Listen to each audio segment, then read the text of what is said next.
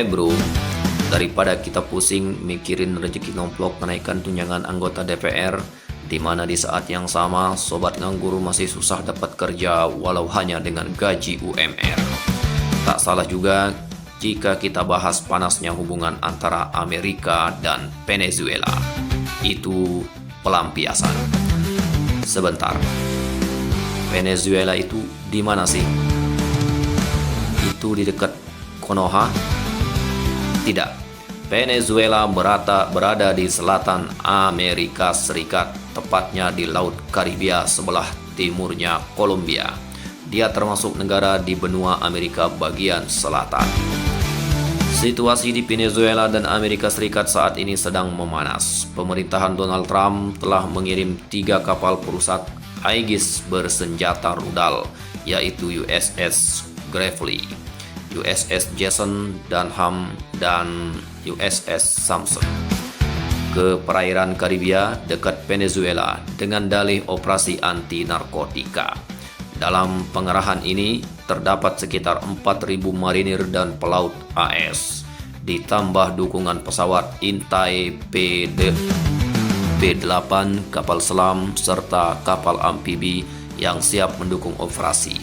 Langkah ini langsung memicu ketegangan karena dianggap bukan semata-mata operasi melawan kartel narkoba, melainkan bentuk tekanan politik dan militer terhadap pemerintahan Nicolas Maduro.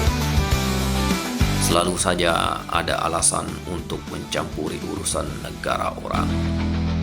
Venezuela menanggapi dengan mobilisasi besar-besaran.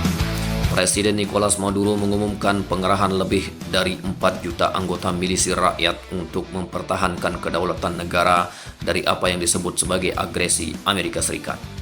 Di saat yang sama, Washington meningkatkan hadiah untuk penangkapan Maduro hingga 50 juta dolar AS dengan tuduhan bahwa ia merupakan otak dari jaringan narkotika besar yang dikenal sebagai Cartel de los Soles. Kondisi ini membuat kawasan Karibia menjadi titik panas baru dalam geopolitik internasional.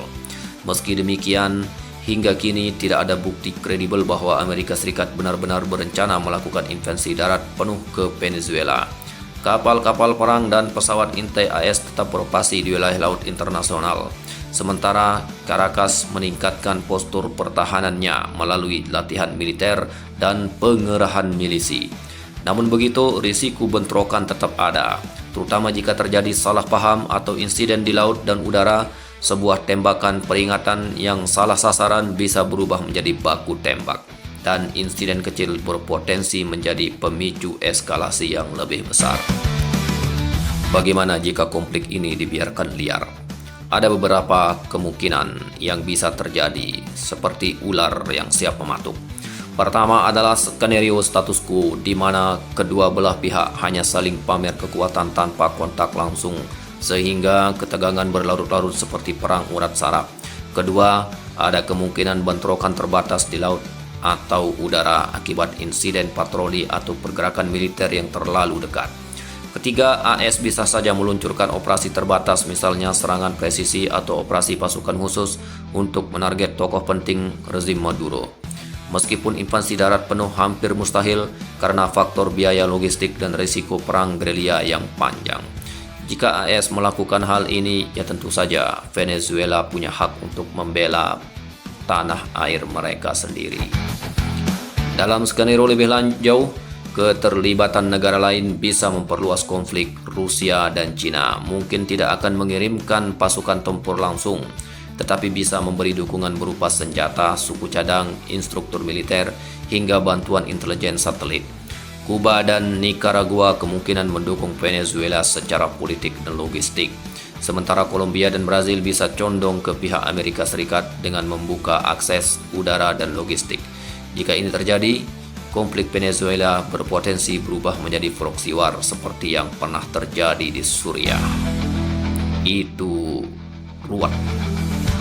Dampak lain yang tak kalah berbahaya adalah aspek ekonomi dan kemanusiaan. Jika Amerika Serikat memperketat blokade dan sanksi, Venezuela bisa mengalami krisis pangan dan obat-obatan yang lebih parah.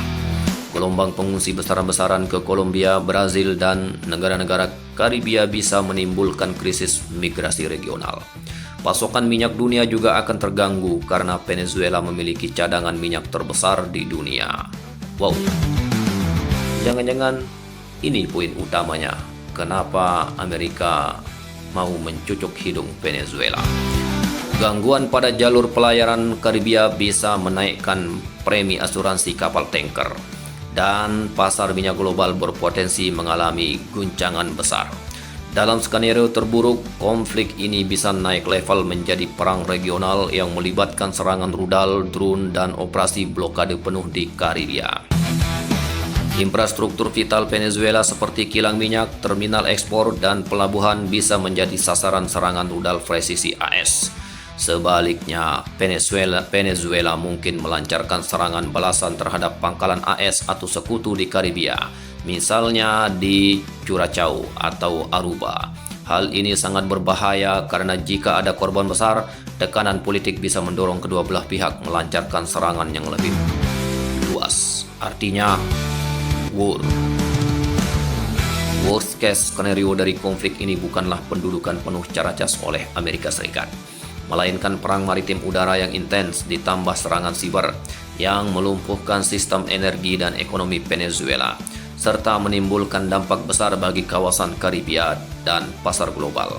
Jika Rusia dan Cina ikut lebih dalam, misalnya dengan mengirim kapal intelijen, sistem pertahanan udara tambahan, atau logistik tempur, maka risiko perang proksi meningkat drastis.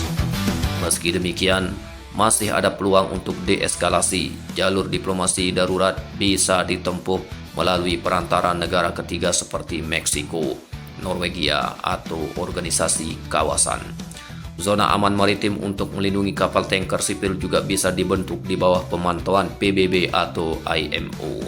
Selain itu, paket bantuan kemanusiaan berskala besar dapat menjadi pintu masuk untuk menurunkan tensi politik. Namun semua itu hanya mungkin jika kedua pihak bersedia menahan diri dan membuka ruang negosiasi. Jadi, krisis Venezuela AS saat ini adalah permainan catur geopolitik dengan risiko bola liar yang bisa bergerak kemana saja. Skenario paling realistis dalam waktu dekat adalah perang urat saraf dan bentrokan terbatas, tetapi tidak menutup kemungkinan eskalasi lebih besar jika ada insiden memicu reaksi berantai. Jika semua pihak gagal mengendalikan situasi, dunia bisa menyaksikan lahirnya titik panas baru di Karibia yang bukan hanya berbahaya bagi Venezuela dan Amerika Serikat, tetapi juga bagi stabilitas ekonomi dan politik global. Itu mengerikan. Bagaimana kira-kira? Apa kira-kira tujuan utama Amerika Serikat mengerahkan pasukannya atau marinirnya di Laut Karibia dekat Venezuela? Apakah tujuannya minyak? Jika tujuannya minyak, maka yang ingin dicucuk hidungnya adalah pemimpin Venezuela, yaitu Maduro. Kemungkinan tujuan Amerika Serikat adalah Maduro.